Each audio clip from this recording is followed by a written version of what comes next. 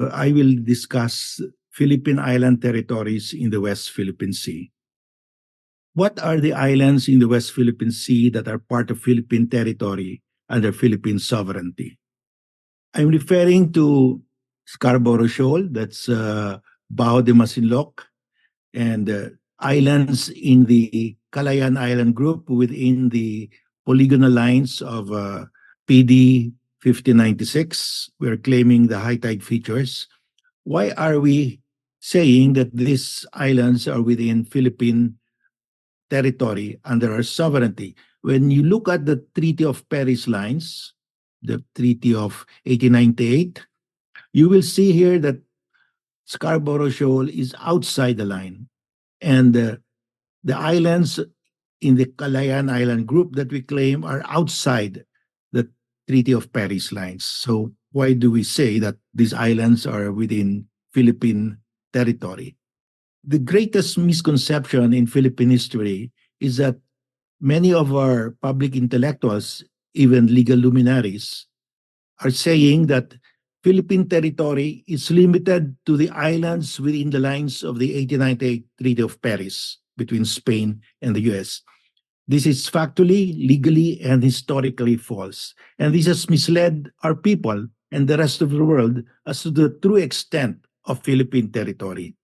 For example, former Solicitor General Estelito Mendoza wrote in an article that he published in 2009 in the Philippine Judicial Journal, that's a journal of the Philippine Judicial Academy under the Supreme Court.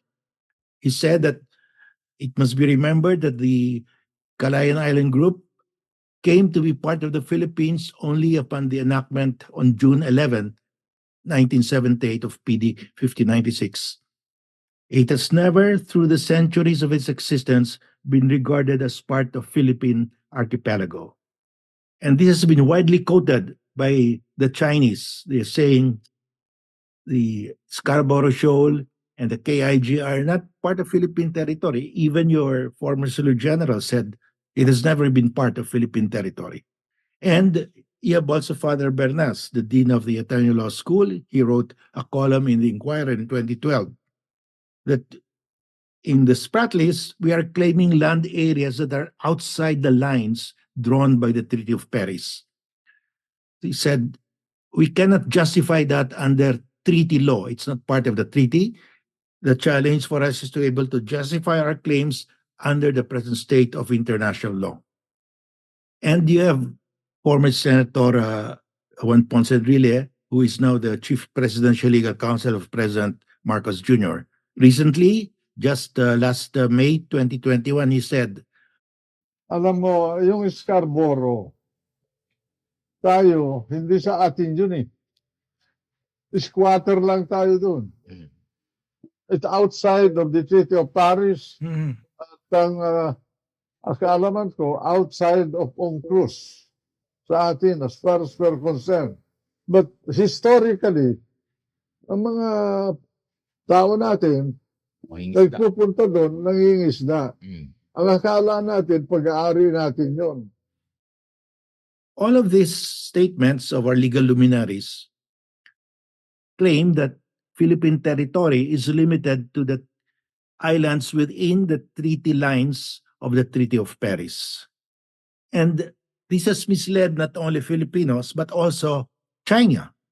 And Chinese Foreign Minister Wang Yi, in a speech at the CSIS think tank in Washington, said the three treaties that stipulate Philippine territory, the 1898 Treaty of Paris, the 1900 Treaty of Washington, and the third, the treaty with the British of 1930, areas in the west of the 118 degrees east longitude do not belong to the Philippines. The Spratlys and the Scarborough Shoal are all in the west of 118 degrees longitude.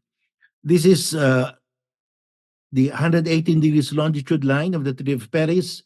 This is the western side. Scarborough Shoal is outside. The Spratlys is outside. He said, before diplomats from all over the world, Scarborough Shoal and the Spratlys do not belong to the Philippines. This is totally false, and it is time to correct once and for all this misconception which has misled so many people.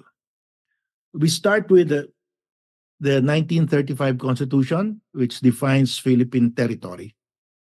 It says Philippine territory refers to the territory ceded to the U.S.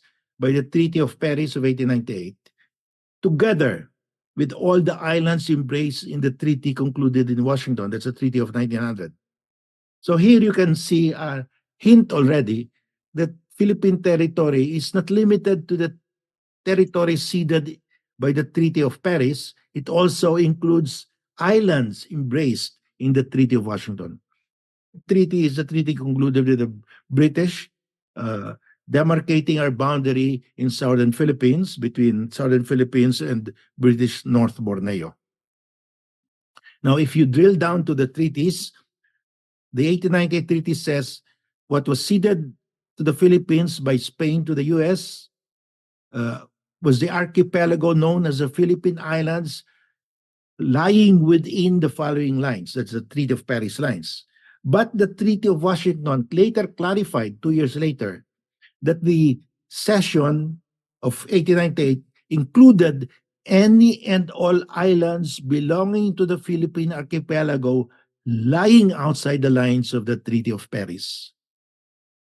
And in the treaty with the British of 1930, the term Philippine archipelago was defined as the territory acquired by the U.S.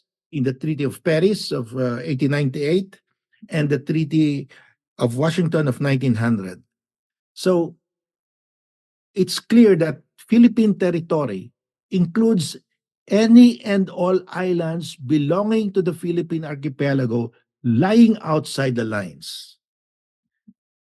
So the question is, what are the Philippine islands lying outside the lines of the Treaty of Paris? Well, first of all, the term Philippine archipelago must be understood as the term was used in the 1898, 1900, and 1930 treaties, because the term archipelago has now a specific meaning under UNCLOS, 1982 UNCLOS. There must be a water to land ratio, that the water to land ratio must be anywhere between 1:1 and 9:1. But that is a technical definition of archipelago that came about only in 1982. Under the Treaty of Intertemporal Law, rights under a treaty must be evaluated in the light of the law contemporary with the treaty, not with reference to the law in force at the time the dispute arose or the time the dispute is decided. So the term Philippine archipelago should be understood to mean as understood by the parties to the treaties, the Treaty of Paris of 1898, Treaty of Washington of 1900, and the Treaty with the British of 1930. It's not to be determined in accordance with the present-day interpretation of archipelago. Now, as a background, just to remind everybody, there are two disputes in the South China Sea, the maritime dispute and the territorial dispute. The maritime dispute was finally legally resolved with finality by the award of July 12, 2016. I say legally because it cannot be questioned anymore. That decision is final and binding. Vietnam, Malaysia, Indonesia recognize that award. It's only China that does not recognize that award. That award defined our exclusive economic zone, affirmed that we have a 200 nautical mile exclusive economic zone in the West Philippine Sea. It did not touch on the sovereignty issue of the islands. Now, the territorial dispute has remained because there is no treaty that regulates territorial disputes in Asia, and in particular in Southeast Asia. Unlike the maritime dispute that is governed by UNCLOS, parties to UNCLOS are bound by the dispute settlement mechanism under UNCLOS, which includes a compulsory arbitration. Now, in any territorial dispute, the first thing that you have to look at is a critical date. This is the starting point in any analysis of a critical date. Why? Because from the critical date onwards, anything that the parties do to improve their claim, improve their title, like building air and naval bases, bringing in civilian population to stay in that disputed territory, they will not count. The court will determine uh, who has a better right based on the facts and the law just before the critical date. Why is this so? Because the intention of international law is to prevent the aggravation of the dispute after the critical date is established. Because the intention of international law is to serve peace and stability in all regions of the world.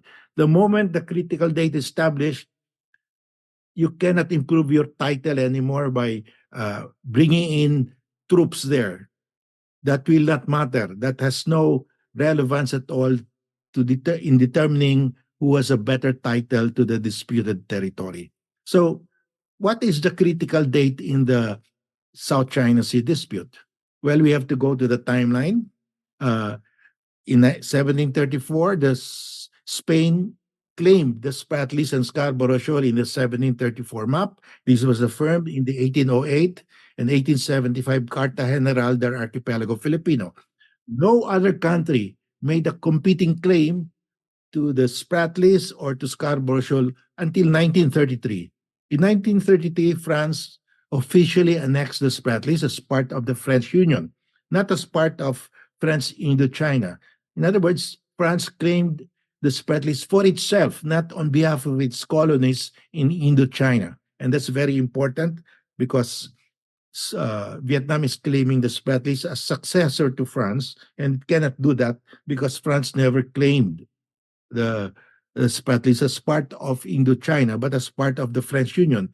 If you are part of the French Union, citizens in that territory are French citizens at birth, can vote in all French elections, including election to the French presidency. But France, of course, after World War II, abandoned that claim. In 1939, Japan seized the Spratlys that Japan established a submarine base in Ituaba. That submarine base was used in the invasion of the Philippines, but Japan lost the war and renounced its claim to the Spratlys after the war in the 1951 San Francisco Peace Treaty. Now, in 1947, China claimed the Spratlys, but admitted at the same time that the Philippines and the French in Indochina also claimed the Spratlys. China also included Scarborough Shoal in its nine dash line, but China had no name for Scarborough Shoal in that claim. So the critical date here is 1947 because that was the date when the China claimed the Spratlys and Scarborough Shoal, and at the same time, the Philippines, as admitted by China, also claimed the Spratlys and Scarborough Shoal. So the critical date is 1947. Any action by any state from 1947 onwards would not improve their title to their claim. It will have no relevance as far as the tribunal is concerned if the tribunal is asked to rule who has better title to the Spratlys and Scarborough Shoal. Now, as I said, the critical date is 1947. So all those air and naval bases that China erected in the Spratlys do not improve the title of China. And of course, the people that we put there on T2 or Pag-asa, because we populated that with the civilian population, it would not also matter because that was done only in the 70s. The critical date is 1947. The three treaties that regulate Philippine territory is very important because of this principle in international law called ut possidetis juris. Roughly translated into English, that means as you possess under the law, stay there. Now, ut possidetis juris was developed as a very strong doctrine in international law because if you look at the map of Africa and Latin America, you will see there that boundaries of the countries are drawn in straight lines. They are drawn in vertical, horizontal lines without regard to where those people live. For example, one tribe may be found on both sides of the boundary. So one tribe may be located in one country and another part of the tribe, the same tribe in the next country. They are divided. To prevent boundary wars, International developed the principle of uti possidetis juris, that those boundaries are sacrosanct.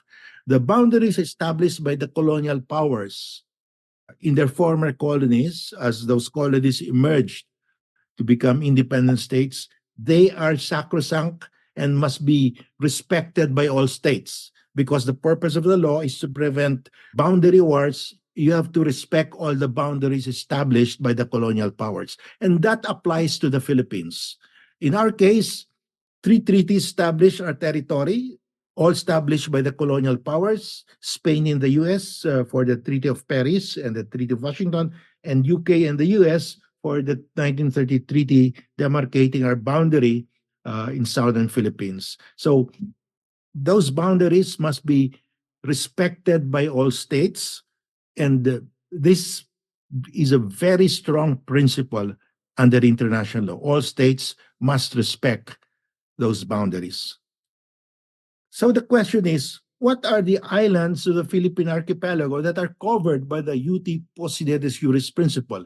Because we can invoke uti possidetis juris if Scarborough Shoal and the Spratlys were part of Philippine territory under those three treaties. So we start with this map to establish that Scarborough Shoal and the Spratlys have long formed part of Philippine territory and are included in the three treaties. First, we have the 1734 Pedro Murillo Velarde map. This was made in Manila. You can see here Scarborough Shoal with the name is Panakot. The first name of Scarborough was Panakot.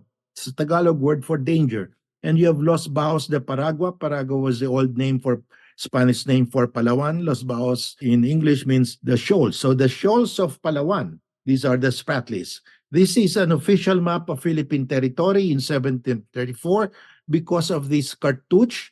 This is the symbol of the Royal Crown of Spain. When you see this symbol, that means it's an official document of the Kingdom of Spain. In 1733, King Philip V of Spain instructed then Governor General Tamon, who was the Governor General in Manila, to make a map of Philippine territory.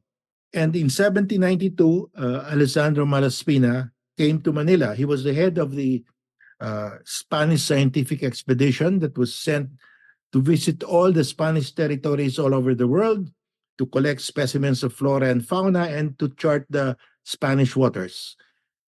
There was a competition among the great naval powers at the time. Britain sent Captain Cook to conduct a scientific survey of all the British possessions all over the world.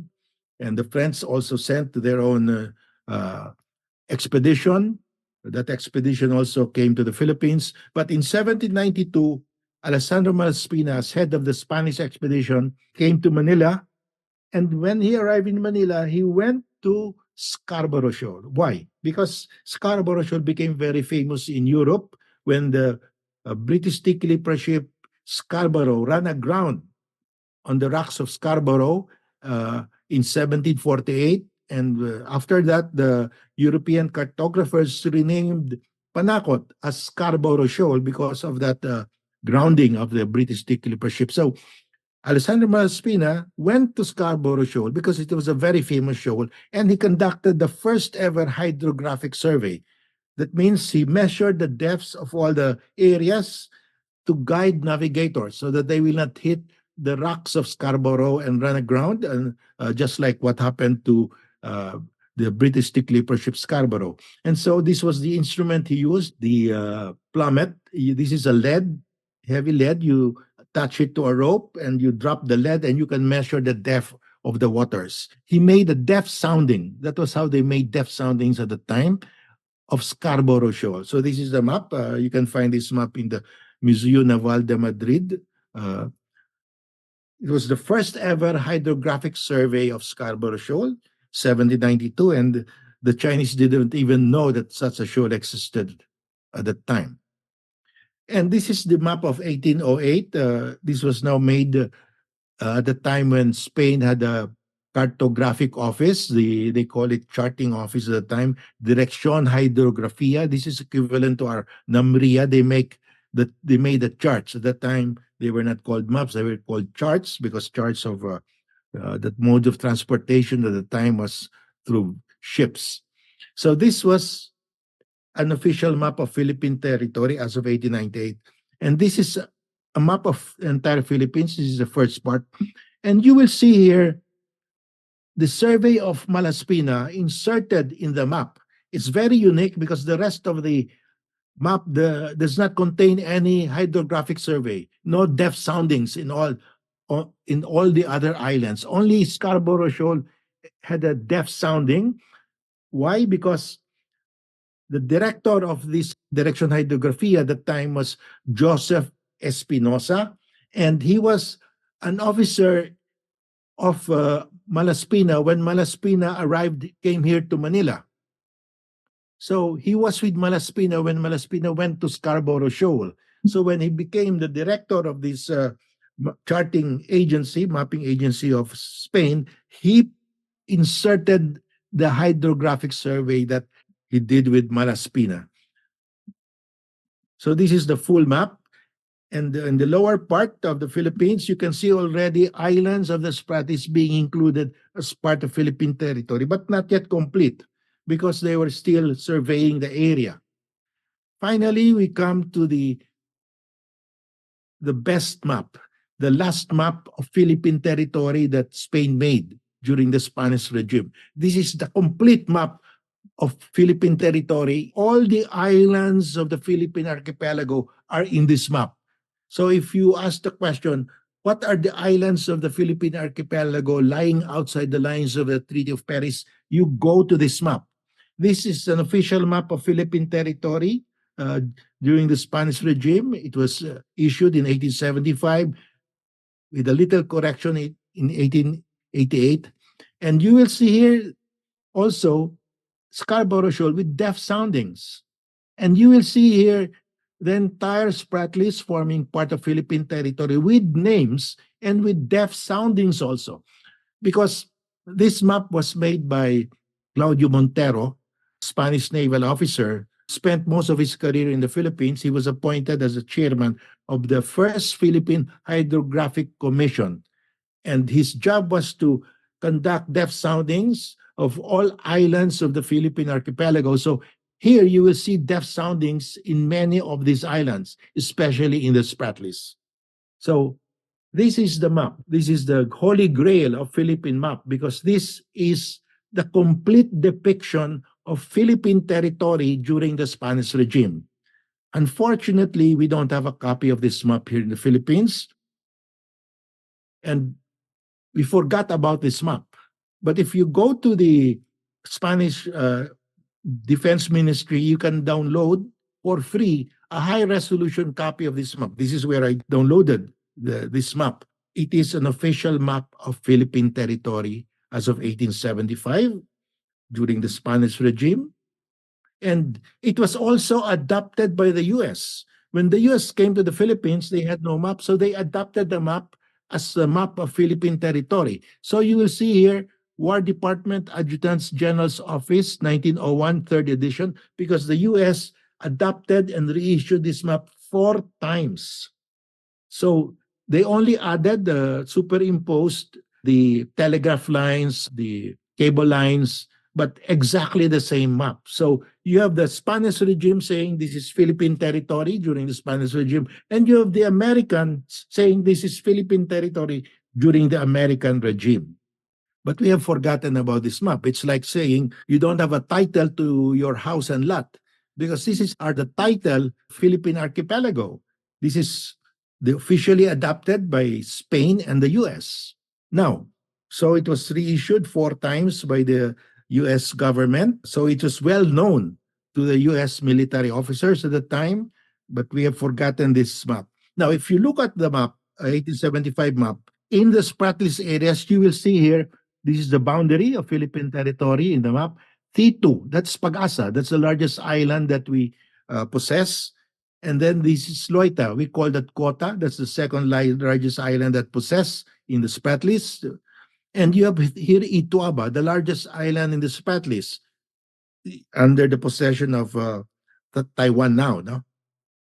So it's a complete depiction, and you can see the deaf soundings here.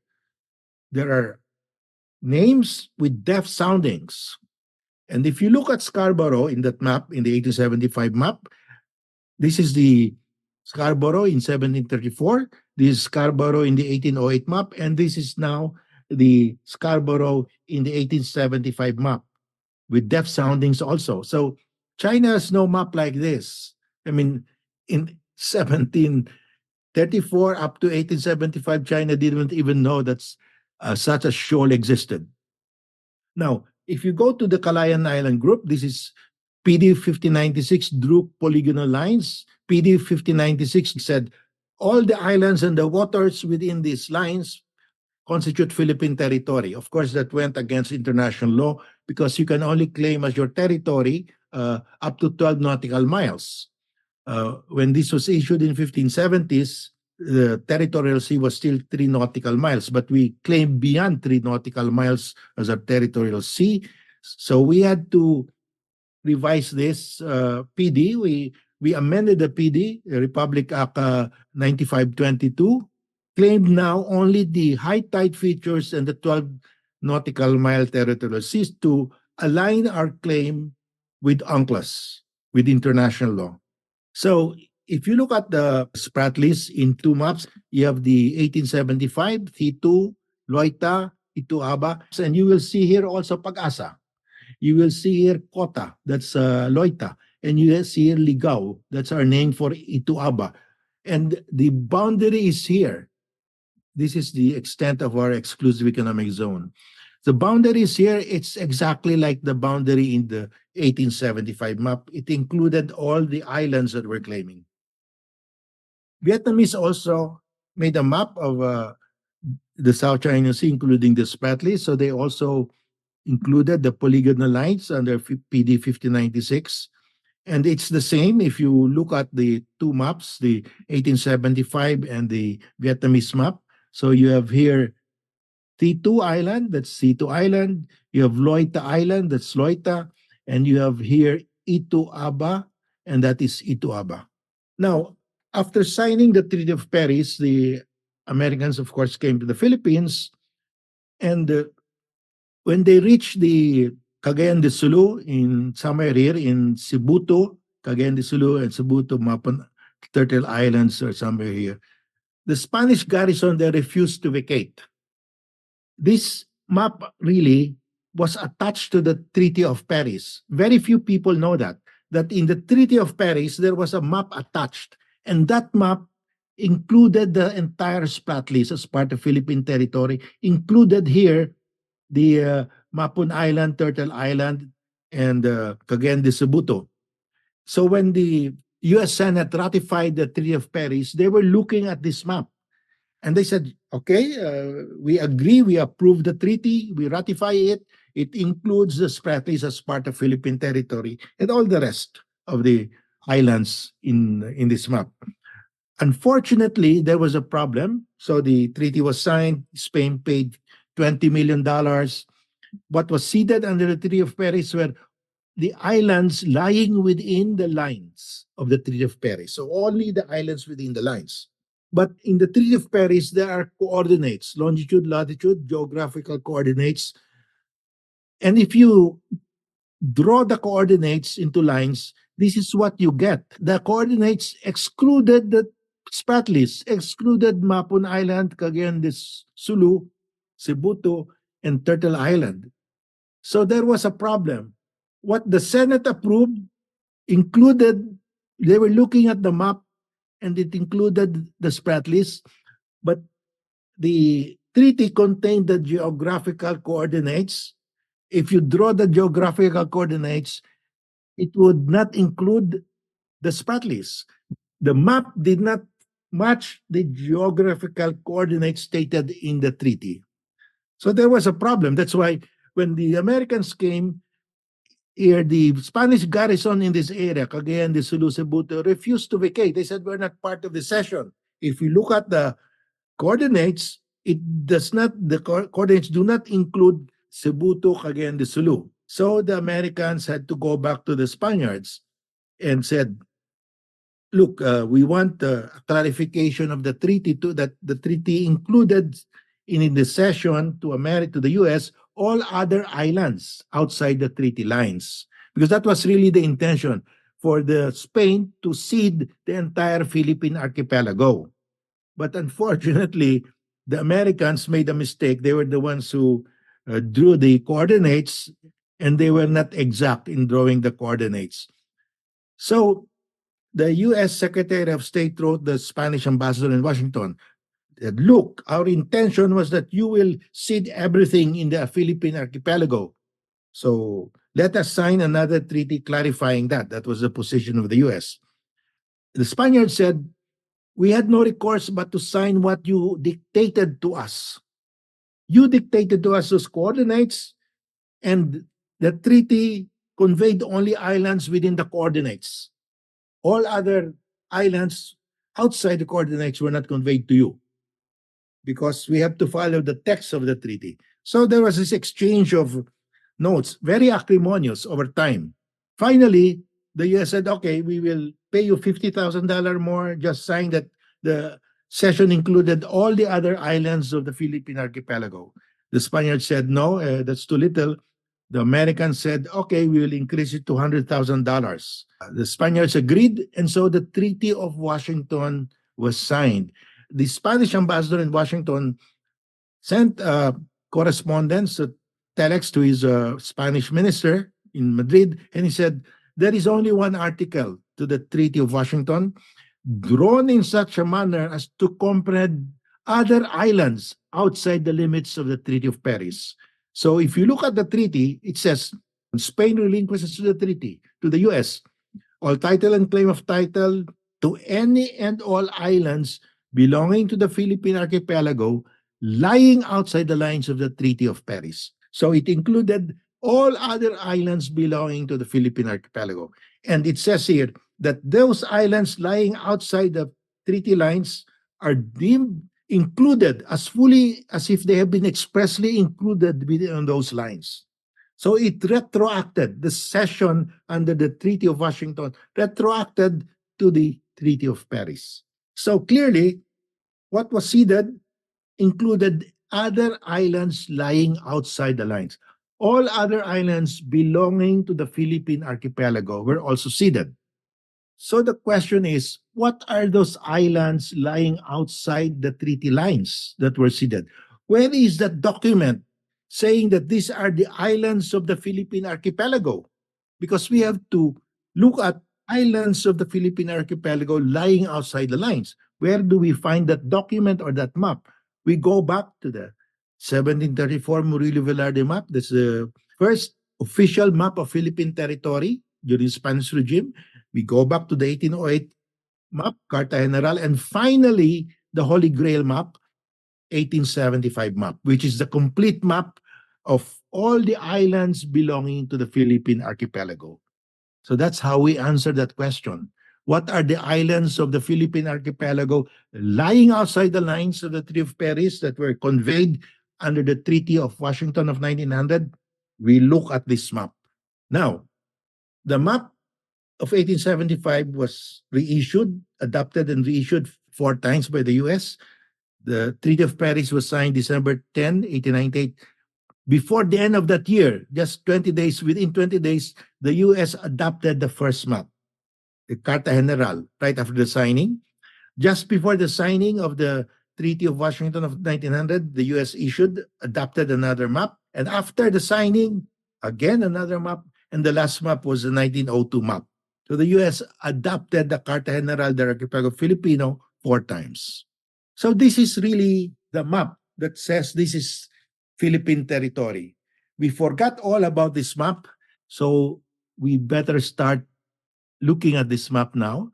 We don't have a copy of this map, unfortunately. I've checked with all our public libraries, museums. We don't have a original print of this map. I checked with the local map collectors. I haven't found anyone who has a copy of this map. So we are on the hunt for an original copy of this map. This is the 1902 edition. This was sold recently by Barry Lawrence Rudderman. That's a auction house in the U.S. So, but now and then they do get people to sell the map because there were 4 editions from the US and many might want to sell it now and then. So we're waiting for the map to appear in one of the auction houses in the US. But right now, we don't have an original print of this map. Now, so I asked around if that was really the official map of Philippine territory under the American regime, did the Americans submit that map in the last Islas Palmas case? Remember, there was this famous case between the US and Netherlands over the island of Palmas, a very important landmark arbitration case in international law, where the Netherlands and the US fought over Islas Palmas, an island in very close to Mindanao. So I've been looking for the U.S. memorandum in that case. I said the U.S. must have submitted the 1875 map to show Philippine territory at the time. And I couldn't find any until I called up Professor Batong Bakal of UP Law. And he said, oh, I went to the U.S. National Archives in Maryland and I saw it. I took pictures and he gave me a copy. And on pages 42 and 43 of the U.S. memorandum submitted to the arbitration, it says here, this map, this exhibit, is both an American official and Spanish official map. There you are. So it was submitted in an arbitration case, in a judicial arbitration, and the U.S. said this is Philippine territory, and also Philippine territory during the Spanish regime. So a very important map. The Americans cannot deny that. So if you look at the map, Islas Palmas, this is Sarangani, so it's included in the 1875 map. But the problem was Spain was the first to discover it, but Spain never returned to the island after discovering it. It was the Dutch that went to the island. The Dutch East Indies companies, they went there. There were 700 people living there, and they signed a treaty with the locals, the Datu or the chieftain, signed a treaty pledging allegiance to Netherlands. So it was submitted to arbitration who really owns it. And Max Schubert, the arbiter, said, well, the Americans submitted this official map of Spanish origin and American origin. It shows that the island is within Philippine territory. But he said, discovery is just an inchoate title. It does not give you a complete title. You must show continuous and peaceful display of sovereignty over time. And it was the Dutch that showed continuous and peaceful display of sovereignty because they went there and they got the natives to sign a pledge of allegiance, and the flag of Netherlands was flying there when the Americans went there for the first time. So the Americans lost that arbitration, and Islas Palmas is now part of Indonesia. But there's something that Max Huber left for us. He left something for us to hold on to. He said, I'm making this decision because this is an inhabited island. There are 700 people. The rule will be different if it is uninhabited. Because if it is uninhabited, you cannot go there and get the turtles and the crabs to sign a treaty with you. He said, this applies only the display of continuous and peaceful possession of sovereignty must be established, but this applies only if the island is inhabited. But he stopped there. He did not explain it further. Now, in the next case, in the 1931 Clipperton case, France claimed Clipperton Island. It was totally uninhabited, and probably you cannot live there. It is uninhabitable because there's no water there. But France one day went there in 1858, and a naval officer of France was instructed to read the proclamation declaring that Clipperton Island is part of France. It was annexed to France, and that was done in 1858. And immediately, the French vessel went to the nearest island with the government, that's Hawaii, and they took out a 2 by 2 advertisement in one of the journals, and the advertisement says, "Today, France claimed Clipperton Island."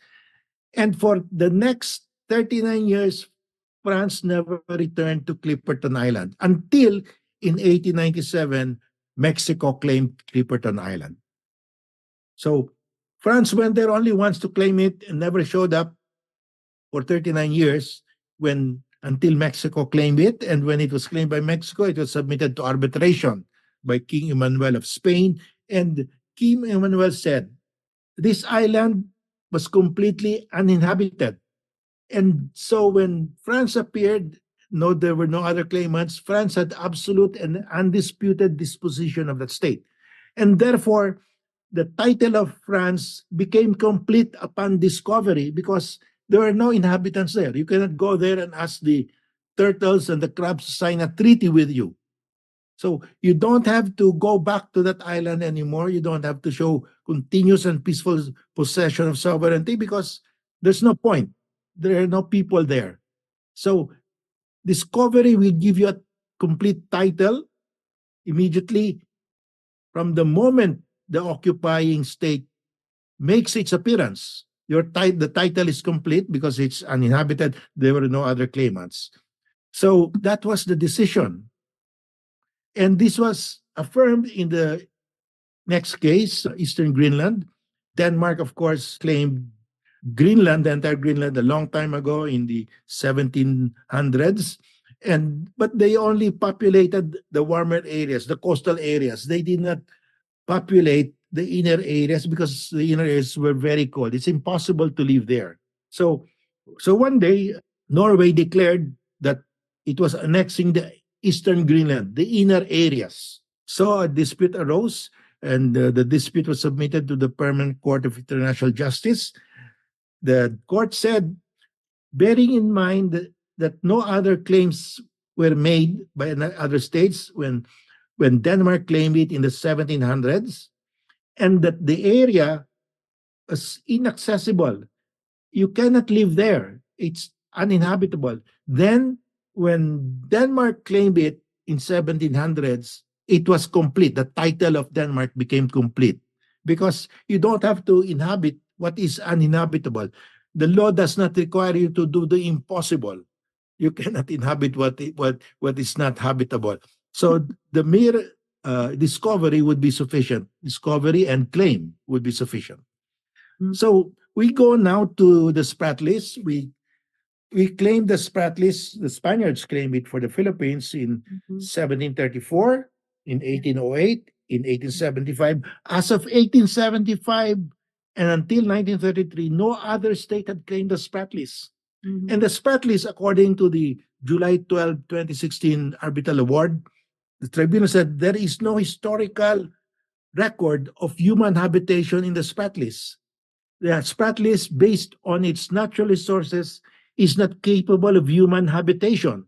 So it's uninhabited and uninhabitable. So the title of Spain over the Spratlys became complete upon discovery.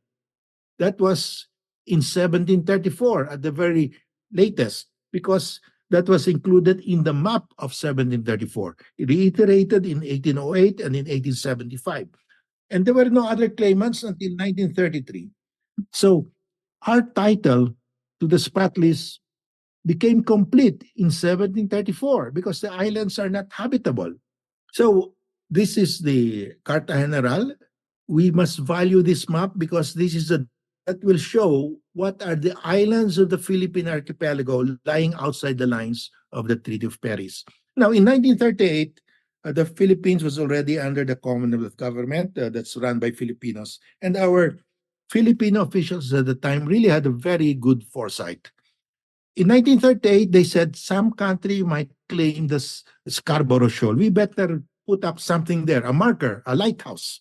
But they said, before we do that, let's clarify with the U.S. whether that is part of Philippine territory. So they wrote the U.S. State Department and the Secretary of War, and this is the reply of Secretary Colonel Hull, the Foreign Secretary of the U.S., the equivalent of the Foreign Secretary. He said, because of the absence of other claims. No other claimant as of 1938. Scarborough Shoal should be regarded as among the islands ceded to the U.S. in the Treaty of Washington of 1900. There you are, an admission by the US that Scarborough Shoal is part of the island ceded by Spain to the US in the Treaty of Washington, because Scarborough Shoal is outside the lines. So this is an application of the Treaty of Washington, an island outside the lines belonging to the Philippine archipelago that was ceded in the Treaty of Washington.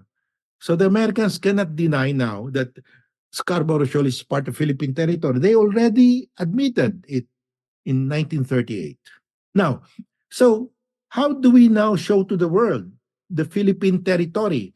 We cannot show them the Treaty of Paris lines because that has been amended by the Treaty of Washington. So the Treaty of Washington says that the islands ceded under the Treaty of Washington are included as fully as if they've been expressly part of those lines, included within those lines. So how do we cannot move Scarborough Shoal inside the lines. We cannot move the Spratlys inside the lines. So we have to draw another line to show that these are the islands ceded by Spain to the US in the Treaty of Washington of 1900. This is how we should depict it. We must lay to rest this greatest misconception in Philippine history that has misled everybody, including China. This is how we should depict it. We should have these lines because the treaty says as included in Philippine territory that was ceded as fully as if they had been expressly included within the Treaty of Paris lines. Now today, NAMRIA, our mapping agency, is planning to come out with this new map of the Philippines.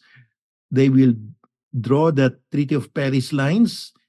They will draw the Calayan Island Group line territory, and here is Scarborough Shoal. So if you look at the legend of this map, they mention the Treaty of Paris of 1898, then they jump to the US-UK Treaty of 1930. They omit the Treaty of Washington of 1900. So I flagged this to them. I said, if without the Treaty of Washington, we cannot claim Scarborough Shoal and the Spratlys and even Mapon Island, Cagayan de Sulu, Cebuto. So I said, you have to put here the Treaty of Washington.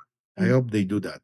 Now, the Treaty of 1930 with the British defines in the two whereas clauses the Philippine archipelago. Philippine archipelago is a territory acquired by the U.S. in the Treaty of Paris of December 10, 1898, and the Treaty of Washington of 1900 in two whereas clauses. So this is between UK and the US. Now Malaysia inherited North Borneo from the British. So Malaysia is bound by this treaty because they just inherited it from the British. Thus, the UK, US, and also Malaysia, a successor of UK, are bound by this definition.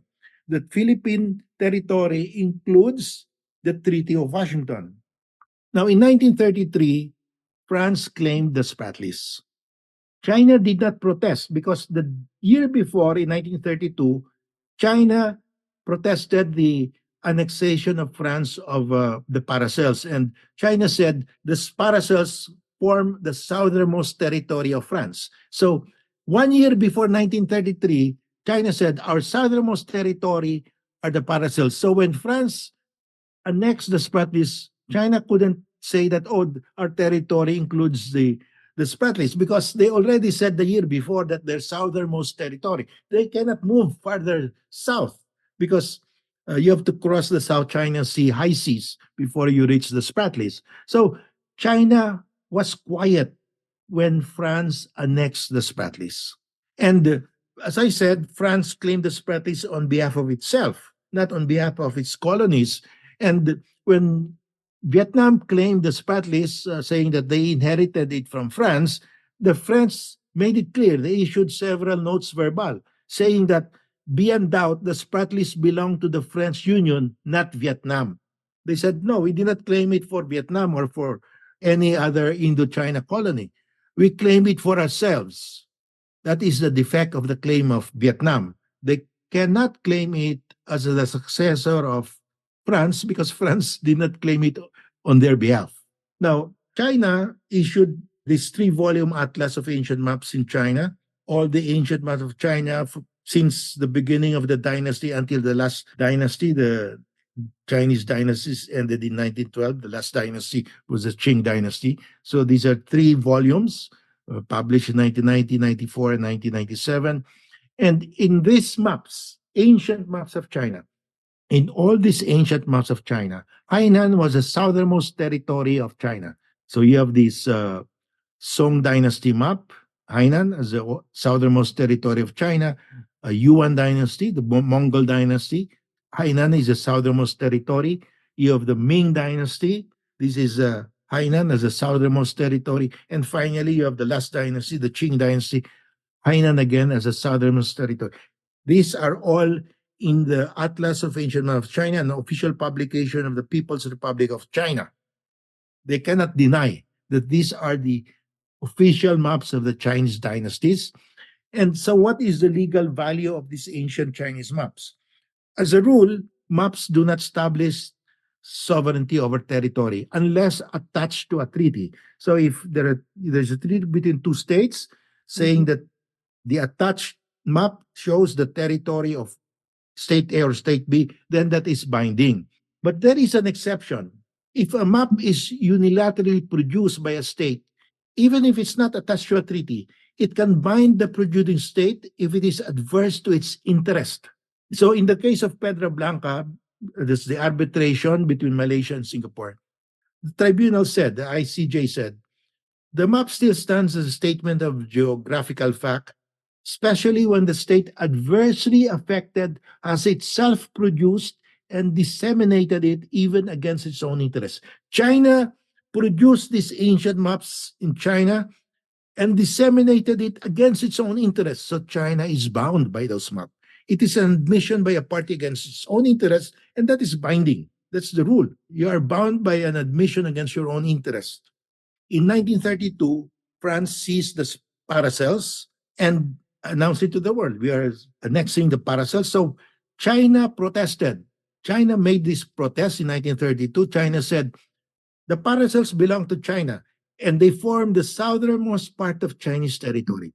1932, China said, our southernmost territory are the paracels. That is an admission that China did not own the Spratlys and Scarborough Shoal, because the Spratlys and Scarborough Shoal are very far. These are the paracels. Scarborough Shoal is 326 nautical mile. The Spratlys are even further, 405 nautical miles. So by their own admission, China said, our territory is up to the paracels only, 1932. That's binding on China because it's an announcement to the world. In 1943, China published the China Handbook. This is under the Kuomintang. China was still under the Kuomintang at that time. And the China Handbook was an introduction of China to the world. And when you introduce your state, the first thing you do is to state your territory. Chapter 1 of the handbook says, the territory of the Republic of China in the South China Sea, our southernmost territory is Triton Island of the Paracels. So 1943, we're already 1943, China has not yet claimed the Spratlys and Scarborough Shoal. Their southernmost territory was Triton Island. 1943. That's the handbook. Now they revised this in 1947. And in 1947, for the first time in Chinese history, they claimed the Spratlys. They said the sovereignty over the Tuansha, that's the Spratlys, on the south are contested among China, the Commonwealth of the Philippines, and Indochina under the French. So in 1947, for the first time in its history, China claimed the Spratlys, but admitted that the Philippines also claimed it. So that is a fatal defect because China was claiming a territory that was the terra nullius. You can claim a territory if it is terra nullius. It doesn't belong to anyone, but they admitted, oh, the Philippines had already a prior claim. So it was a defective claim, inherently defective claim. But the fact is, China claimed it only for the first time in 1947. That's the book. In the San Francisco Peace Conference, China did not participate because there was a civil war. Neither the Kuomintang nor the Chinese were represented. So the USSR, as the ally of China, made a motion to award the paracels and the Spratlys to China. That motion was defeated by a vote of 46-3 with one abstention. So very clearly, the San Francisco Peace Treaty rejected to award the Spratlys and the paracels to China. Now, if you go to TikTok, you will see Filipinos saying that the Japan-China-Taiwan Treaty of 1952 awarded the paracels and the Spratlys and Scarborough Shoal to China. It's impossible because in the 1951 treaty, Japan renounced its claim, period. We renounced our claim to the Spratlys, to the paracels, period. It did not award because the conference refused to award it to any country, refused to award it specifically to China. And there was another treaty signed by Japan because the Americans wanted Japan, and the Republic of China then was representing at that time. It was still the representative in the UN, United Nations, wanted a peace treaty between Japan and the Republic of China. So this was signed in 1952. But then that treaty just mirrored the San Francisco Treaty. It is recognized that under Article 2 of the Treaty of Peace of Japan in San Francisco, Japan renounced all right and title to the Spratlys Islands and the Paracel Islands, period. There was no award to China. So it just mirrored the San Francisco Treaty. And not only that, the San Francisco Treaty took effect more than 3 months prior to the effectivity of the Taipei Treaty. So when the Taipei Treaty took effect, the renunciation of Japan of the paracels, the Spratlys, already became final. There was nothing for Japan to transfer anymore to China. And the intention really was not to transfer it to any state. So it's very clear. But we have a Filipino group, vocally for China, citing the San Francisco, citing the Taipei Treaty, that the Taipei Treaty awarded the Spratlys to China. Of course not. The San Francisco Treaty takes precedence. It was signed ahead. It took effect ahead of the Taipei Treaty.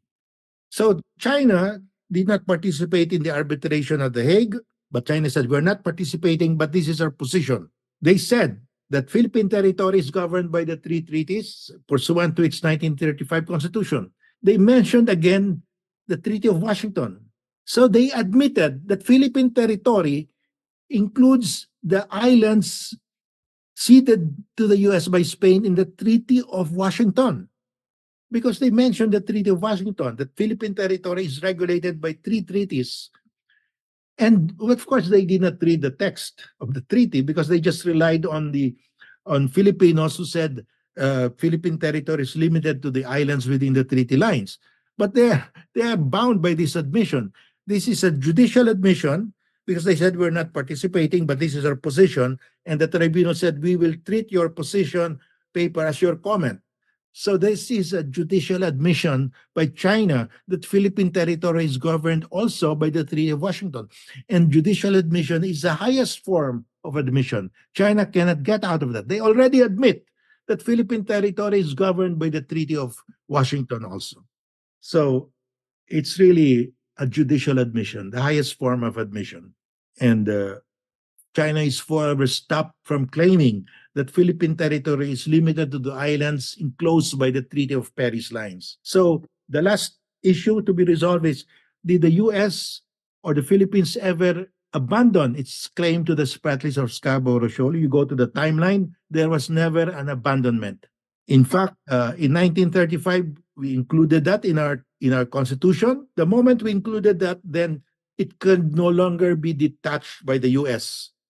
because under the legal consequences of separation of Chagos Archipelago from Mauritius, the colonial power cannot detach a territory that is already part of their colony. And in 1935, we already said those three treaties define Philippine territory.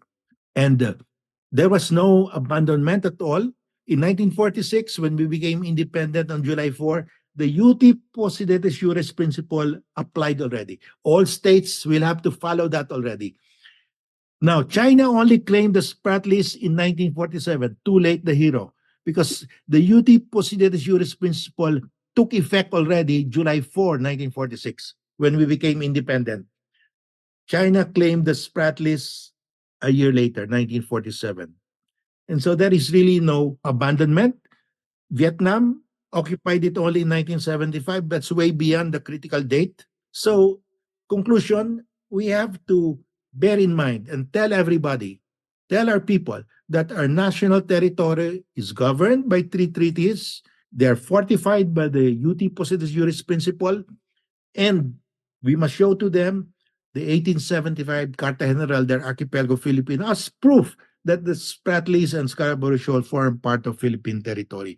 So my recommendation is we challenge China, Vietnam, and Malaysia to submit the territorial dispute in the Spratlys to voluntary arbitration. Separately, we challenge China to submit the territorial dispute in Scarborough Shoal to voluntary arbitration. If they refuse, we will go to the court of world opinion. We'll explain to the world.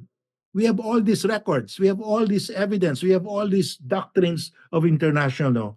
We have the strongest title. We have to change the perception because of what our legal luminaries said, that Philippine territory is limited to the treaty lines, all islands within three lines. If you look at the foreign journals, law journals, they always say the Philippines is the weakest claim because they start with, in the 1970s only, they start with Tomas Cloma. I never mentioned Tomas Cloma.